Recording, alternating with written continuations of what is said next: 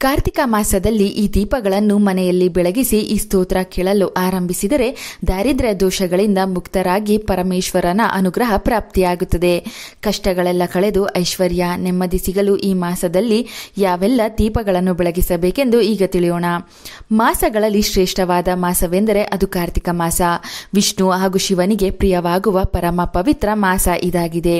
ಈ ಮಾಸದಲ್ಲಿ ಕೆಲವು ವಿಶೇಷ ದೀಪಗಳನ್ನು ಮನೆಯಲ್ಲಿ ಬೆಳಗಿಸಿದರೆ ದಾರಿದ್ರ್ಯ ದಹನವಾಗುತ್ತದೆ. ದೇವರ ಕೃಪೆಯಿಂದ ನೀವು ಅಂದುಕೊಂಡ ಕೆಲಸಗಳು ಕೋರಿಕೆಗಳು ನೆರವೇರಿ ಅದೃಷ್ಟ ಲಭಿಸುತ್ತದೆ. ನಿಮಗೆ ಎಷ್ಟೇ ಕಷ್ಟವಿರಲಿ ಈ ಮಾಸದಲ್ಲಿ ಸಂಜೆ ಸಮಯದಲ್ಲಿ ದೇವರ ಮುಂದೆ ದೀಪ ಬೆಳಗಿಸಿದ ಮೇಲೆ ದಾರಿದ್ರ್ಯ ದಹನ ಸ್ತೋತ್ರವನ್ನು ಕೇಳಿ. ಈ ಕಾರ್ತಿಕ ಮಾಸದಿಂದಲೇ ಈ ಸ್ತೋತ್ರ ಕೇಳಲು ಆರಂಭಿಸಿ. ಜೀವನದಲ್ಲಿ ಚಮತ್ಕಾರಗಳು ನಡೆಯಲು ಆರಂಭವಾಗುತ್ತದೆ. ನೀವು ಯಾವ ಕೆಲಸಕ್ಕೆ ಕೈ ಹಾಕಿದರೂ ಏಳಿಗೆ ಇಲ್ಲ, ಸಾಲಗಳು ತೀರುತ್ತಿಲ್ಲ, ಅನಾರೋಗ್ಯ, ಉದ್ಯೋಗ, ವಿದ್ಯೆ, ಮದುವೆ, ಯಾವುದೇ ಸಮಸ್ಯೆಗಳಿಗೆ ಮುಕ್ತಿ ಈ ಸ್ತೋತ್ರ ಕೇಳುವುದರಿಂದ ಸಿಗುತ್ತದೆ.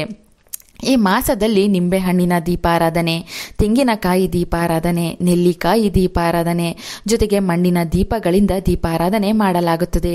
ಈ ಕಾರ್ತಿಕ ಮಾಸದಲ್ಲಿ ದೇವಾಲಯಗಳಲ್ಲಿ ದೀಪಾರಾಧನೆ ಮಾಡಿದರೆ ತುಂಬ ಒಳ್ಳೆಯದು. ದೇಗುಲಗಳಲ್ಲಿ ಸಾಧ್ಯವಾಗದಿದ್ದರೆ ಮನೆಯಲ್ಲಿಯೇ ವಿಶೇಷ ದೀಪಗಳನ್ನು ಬೆಳಗಿಸಬೇಕು. ನಿತ್ಯ ದೀಪಾರಾಧನೆ ಮಾಡಲು ಸಾಧ್ಯವಾಗದಿದ್ದರೆ ಕಾರ್ತಿಕ ಸೋಮವಾರಗಳಂದು ದೀಪ ಬೆಳಗಿಸಿದರೆ ಅಷ್ಟೇ ಪುಣ್ಯ ಫಲ ಲಭಿಸುತ್ತದೆ. ಈ ಮಾಸದಲ್ಲಿ ಬೆಳಗಿಸಬೇಕಾದ ಮೊದಲ ದೀಪವೆಂದರೆ ಅದು ರಾಹುಕಾಲದಲ್ಲಿ ಬೆಳಗುವ ನಿಂಬೆಹಣ್ಣಿನ ದೀಪ. ಈ ದೀಪವನ್ನು ಯಾವುದೇ ಮಾಸದಲ್ಲಾದರೂ ಬೆಳಗಬಹುದು. ಮಂಗಳವಾರ ಅಥವಾ ಶುಕ್ರವಾರಗಳಂದು ರಾಹುಕಾಲದಲ್ಲಿ ದೇವಿ ದೇವಾಲಯಗಳಲ್ಲಿ ಬೆಳಗಿಸಿದರೆ ದೇವಿ ಅನುಗ್ರಹದಿಂದ ರಾಹು ದೋಷಗಳು ದೂರವಾಗಿ ಕಠಿಣ ಕಷ್ಟಗಳಿಂದ ಮುಕ್ತಿ ದೊರೆಯುತ್ತದೆ. ಎರಡನೆಯದಾಗಿ ನೆಲ್ಲಿಕಾಯಿ ದೀಪಾರಾಧನೆ. ಈ ದೀಪಗಳನ್ನು ತುಳಸಿ ಕಟ್ಟೆಯ ಮುಂದೆ ಆಗಿರಬಹುದು, ದೇವಾಲಯಗಳಲ್ಲಿ ಆಗಿರಬಹುದು, ಬೆಳಗಿಸಬಹುದು. ಈ ದೀಪ ಬೆಳಗಿಸುವುದರಿಂದ ವಾತಾವರಣ ಶುದ್ಧಿಯಾಗಿ ಮಹಾವಿಷ್ಣು, ತುಳಸಿ ಹಾಗೂ ಮಹಾಲಕ್ಷ್ಮಿಯ ಅನುಗ್ರಹ ಪ್ರಾಪ್ತಿಯಾಗುತ್ತದೆ. ಹಣಕಾಸು, ಆರೋಗ್ಯದ ಸಮಸ್ಯೆಗಳೆಲ್ಲ ದೂರವಾಗುತ್ತದೆ. ಮೂರನೆಯದಾಗಿ ತೆಂಗಿನಕಾಯಿ ದೀಪಾರಾಧನೆ. ಈ ದೀಪವನ್ನು ಶಿವನ ದೇಗುಲದಲ್ಲಿ ಅಥವಾ ಮನೆಯಲ್ಲಿ ಶಿವನ ಫೋಟೋ ಮುಂದೆ ಬೆಳಗಿಸಬಹುದು. ದೇವರಿಗೆ ಒಡೆದ ತೆಂಗಿನಕಾಯಿಯ ಹೋಳುಗಳನ್ನೇ ಒಂದು ತಟ್ಟೆಯ ಮೇಲೆ ಅಕ್ಕಿ ಹಾಕಿ ಅದರ ಮೇಲಿಟ್ಟು ಎಳ್ಳೆಣ್ಣೆ ಅಥವಾ ತುಪ್ಪ ಬಳಸಿ ಹಚ್ಚಬಹುದು. ತೆಂಗಿನಕಾಯಿ ದೀಪಾರಾಧನೆಯನ್ನು ಕಾರ್ತಿಕ ಮಾಸದಲ್ಲಿ ಬೆಳಗುವುದರಿಂದ ಮನಸ್ಸಿನ ಎಲ್ಲ ಕೋರಿಕೆಗಳು ಶೀಘ್ರವಾಗಿ ನೆರವೇರುವುದರ ಜೊತೆಗೆ ಪರಮೇಶ್ವರರ ಸಂಪೂರ್ಣ ಅನುಗ್ರಹ ಪ್ರಾಪ್ತಿಯಾಗುತ್ತದೆ. ಪದ್ಮಪುರಾಣದಲ್ಲಿ ಈ ತೆಂಗಿನಕಾಯಿ ದೀಪಾರಾಧನೆ ಬಗ್ಗೆ ಉಲ್ಲೇಖವಿದೆ. ಕಾರ್ತಿಕ ಮಾಸದಲ್ಲಾಗಲಿ ಯಾವುದೇ ಮಾಸದಲ್ಲಾಗಲಿ ಮಣ್ಣಿನ ದೀಪಗಳೇ ಶ್ರೇಷ್ಠ. ಮನೆಯ ಮುಂದೆ ಯಾವುದೇ ಕಾರಣಕ್ಕೂ ಈ ಆಧುನಿಕ ಕಾಲದಲ್ಲಿ ಬಂದಿರುವ ಪ್ಲಾಸ್ಟಿಕ್ ದೀಪಗಳನ್ನು ನೀರು ಹಾಕಿದರೆ ಉರಿಯುವ ದೀಪಗಳನ್ನು ಬೆಳಗಿಸಬೇಡಿ. ನಮ್ಮ ಪದ್ಧತಿ, ಆಚಾರ, ವಿಚಾರಗಳನ್ನು ತಪ್ಪದೇ ಪಾಲಿಸಿ.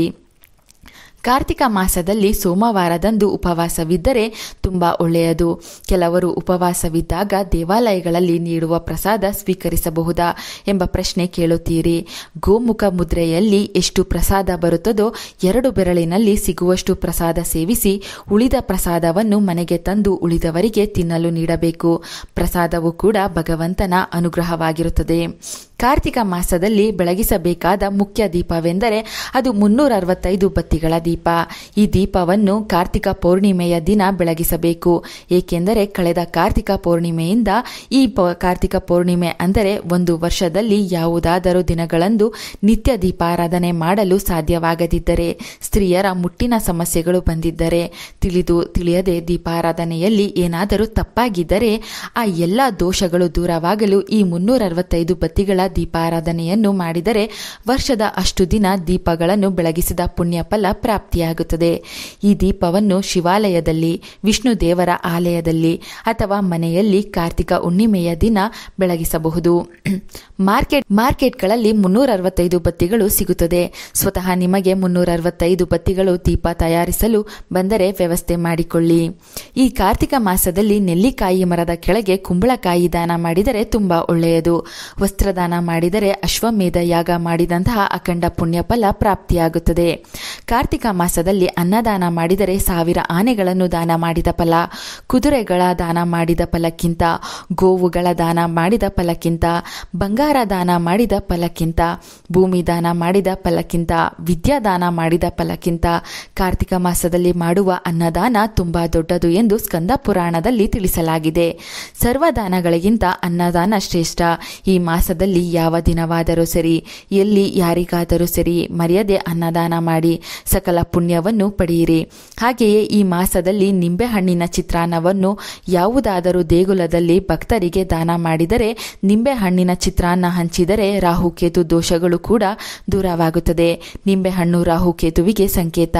ಎಷ್ಟೋ ಜನರಿಗೆ ರಾಹುಕೇತು ದೋಷ ಇದ್ದೇ ಇರುತ್ತದೆ. ಆದ್ದರಿಂದ ಮರೆಯದೆ ಈ ಮಾಸದಲ್ಲಿ ನಿಂಬೆಹಣ್ಣಿನ ಚಿತ್ರಾನ್ನವನ್ನು ಭಕ್ತರಿಗೆ ಹಂಚಿ. ಹಾಗೆಯೇ ಶಿವನ ದೇಗುಲದಲ್ಲಿ ದೀಪಗಳ ದಾನ, ವಿಭೂತಿ ದಾನ ಮಾಡಿದರೆ ತುಂಬಾ ಉತ್ತಮ.